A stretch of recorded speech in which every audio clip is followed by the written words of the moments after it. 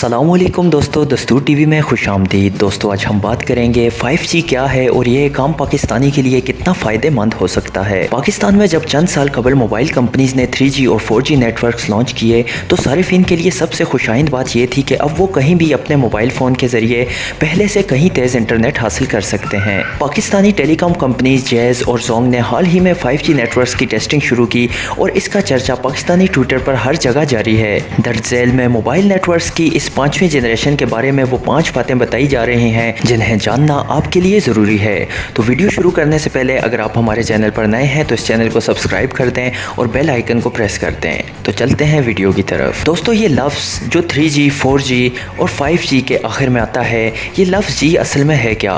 जब बात हो मोबाइल कम्युनिकेशन की तो टेक्नोलॉजी में आने वाली बड़ी और बुनियादी तब्दीलियों को साइंसदान जनरेशन या जी से बयान करते हैं। 1980 की दहाई में जब मोबाइल फ़ोन अव्वलीन तौर पर मुतारफ़ करवाए गए तो वो रेडियाई लहरों का इस्तेमाल करते थे, ना कि डिजिटल।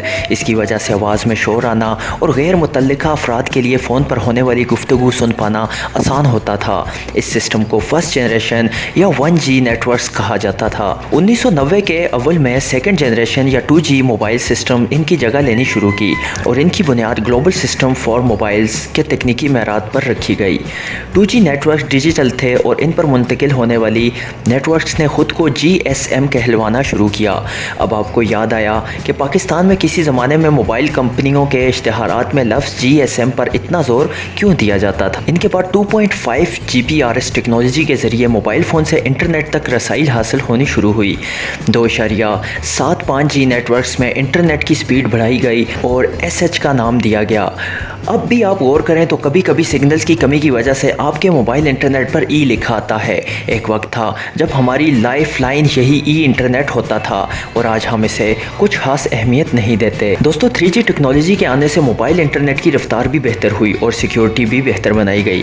पाकिस्तान में इसके लाइसेंस 2014 में नीलाम किए गए और पाकिस्तानी मोबाइल सारिफिन के लिए इंटरनेट तक दूर दराज इलाकों में भी रसाई मुमकिन हुई। इसके साथ ही एक 4G लाइसेंस भी नीलाम किया गया जिसे पाकिस्तान में जोंग ने ख़रीदा।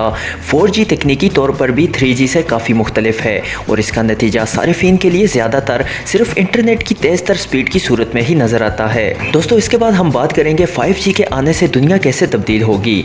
अब तक आपने ये अंदाज़ा लगा ही लिया होगा कि 5G नेटवर्क्स के आने से आपके लिए और भी तेज़ रफ्तार इंटरनेट तक रसाई मुमकिन होने वाली है और ऐसा होने से मंदरजा झेल चीज़ों में बेहतरी आएगी। हाई डेफिनेशन यानी बेहतरीन क्वालिटी की वॉइस और वीडियो कॉल्स कर पाना, ऑनलाइन वीडियोस को भी ब्रीफिंग के वक्फों के बगैर आला क्वालिटी में देख पाना, ऑनलाइन गेम्स खेलते वक्त सुस्त इंटरनेट की वजह से दूसरों से पीछे ना रह जाना। दोस्तों बैनुल-अक़वामी तंजीम Institute of Electrical and Electronics Engineers के सीनियर मेंबर खालिद मुख्तार कहते हैं कि 5वीं जनरेशन 3 बड़ी तब्दीलियाँ लाएगी।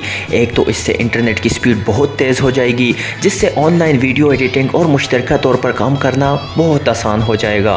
दूसरा इनके मुताबिक लेटेंसी यानी आपके इंटरनेट डिवाइस से मंजिल तक पैगाम पहुंचने में लगने वाला वक्त 5G नेटवर्क्स की बदौलत बहुत कम रह जाएगा जिसकी वजह से सर्जन्स दूर दराज इलाकों में बैठकर ऐसी ही सर्जरी कर सकेंगे जैसे वो वहां खुद से मौजूद हों। वर्चुअल रियलिटी के जरिए स्पोर्ट्स खेली जा सकेंगी जबकि इस तरह दीगर कई काम किए जा सकेंगे। इसके अलावा इनका कहना था कि मशीनों से कनेक्शन में बेहतरी आएगी जिससे इंटरनेट ऑफ थिंग्स IoT के मैदान में बहुत ज़्यादा तरक्की मुतवक्का है। टेलीकॉम माहिर और 5G टेक्नोलॉजी के मुहक्किक डॉक्टर फैज़ान कमर कहते हैं कि ये टेक्नोलॉजी इंटरनेट ऑफ थिंग्स यानी हमारे आसपास की चीज़ों के एक दूसरे से राब्ते बेहतर कर सकेगी जिससे हमारी गाड़ियाँ अपने अंदर मौजूद मसाइल खुद रिपोर्ट कर सकेंगी। डॉक्टर अपने पास मौजूद सेंसर से मरीज़ों की ज़्यादा बेहतर तशख़ीस कर सकेंगे। डॉक्टर फैज़ान कमर मलेशिया की यूनिवर्सिटी ऑफ मलाया से बतौर मुहक्किक वाबस्ता हैं और 5G कम्युनिकेशन इनकी तहकीक का मौजू है। इनका कहना था कि 5G के आने से ये तवक्को की जा रही है कि robotics, internet of things, transport, तिब और इंसान के लिए ख़तरनाक शोबों में मशीनों का इस्तेमाल किया जा सकेगा। दोस्तों तीसरे नंबर पे हम बात करते हैं 5G से पाकिस्तान कैसे फ़ायदा उठा सकता है। डॉक्टर फैज़ान कहते हैं कि 5G के बारे में ये कहना कि ये सारिफिन के इस्तेमाल के लिए बिल्कुल तैयार है दुरुस्त नहीं है क्योंकि पूरी दुनिया में इस हवाले से अभी भी आजमाइशें जारी हैं। एक आम सारिफ के लिए सबसे बुनियादी तब्दीली यही होगी कि इनके लिए इंटरनेट की स्पीड पहले से कहीं ज़्यादा तेज़ होगी। इनका कहना था कि किसी भी नई टेक्नोलॉजी के आने سے یہ دیکھا جاتا ہے کہ اس سے دنیا، معاشرے، اقتصادیات پر کیا فرق پڑ رہا ہے۔ اگر مجموعی اثر کو دیکھیں تو بلا آخر معاشرے پر اس کا اچھا اثر پڑے گا۔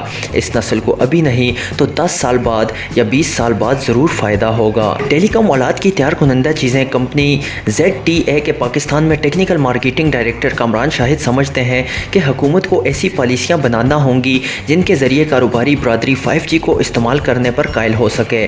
کامران کہتے ہیں کہ اس وجہ سے اس کا سب سے زیادہ استعمال چین، جاپان اور امریکہ میں ملے گا اور یہ تینوں ممالک تیزی سے 5G لانچ کرنے جا رہے ہیں۔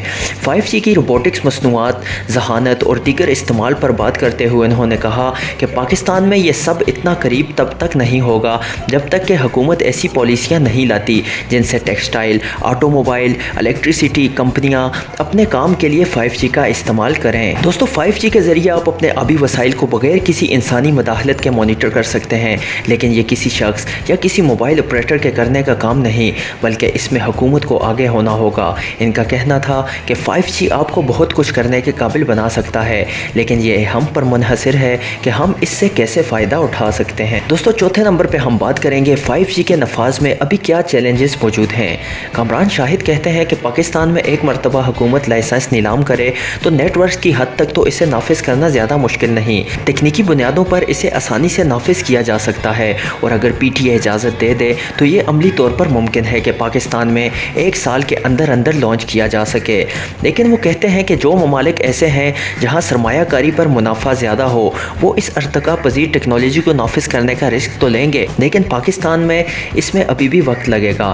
ان کا کہنا تھا کہ ایک مرتبہ ریگولیٹر PTA فریکوینسی مختص کر دیں تو ابھی 2021 کے اختتام یا 2022 تک اس کی کمرشل لانچ ہو سکے گی، کیونکہ ایک نیٹ ورک کو لانچ کرنے میں کئی ماہ لگتے ہیں۔ واضح رہے کہ حکومت پاکستان نے 3G اور 4G لائسنس کی بھی نیلامی کی تھی، جس کے ذریعے حکومت کو کئی ملین ڈالر کا ریونیو حاصل ہوا تھا۔ دوستو آخر میں ہم ایک ضروری معلومات کے بارے میں بات کریں گے، کیا 5G کے لیے نیا ہینڈ سیٹ چاہیے ہوگا؟ کیونکہ 5G نیٹ ورکس میں سگنل کی فریکوینسی موجودہ نیٹ ورک سے مختلف ہوگی، اس لیے انہیں استعمال کرنے کے لیے ہینڈ سیٹس بھی مختلف چاہیے ہوں گے۔ جس طرح پرانے ہینڈ سیٹس کو 4G کے لیے استعمال نہیں کیا جا سکتا تھا، اسی طرح 5G کے لیے بھی پرانے ہینڈ سیٹ استعمال نہیں ہوں گے۔ اور دوستو اس بارے میں ایسی ٹیسٹنگز ہو رہی ہیں کہ سگنل کو ایسے بھیجا جائے جس میں کم سے کم توانائی خرچ ہو تاکہ بیٹری کا کم استعمال ہو۔ فی الوقت موبائل فونز کی بیٹریاں صرف 1 سے 1.5 دن تک چلتی ہیں، لیکن اس سے زیادہ عرصہ چلانے کے لیے تحقیق جاری ہے۔ تو دوستو آپ کو ویڈیو کیسی لگی؟ اگر ویڈیو پسند آئی تو ویڈیو کو لائک کریں اور زیادہ سے زیادہ شیئر کریں۔ اللہ حافظ۔